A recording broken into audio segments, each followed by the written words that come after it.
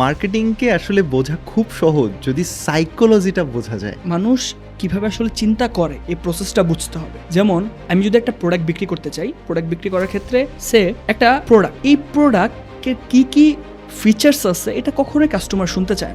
Customer শুনতে চায় এই প্রোডাক্ট ব্যবহার করে সে কি কি বেনিফিট পাবে, তার কি কি প্রবলেম সলভ হবে।